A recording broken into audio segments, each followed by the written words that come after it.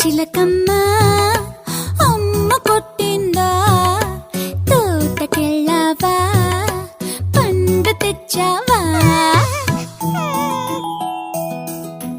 గుడ్లు పెట్టావా గుటుక్కుమన్నావా గుడ్లు పెట్టావా గుటుక్కుమన్నావా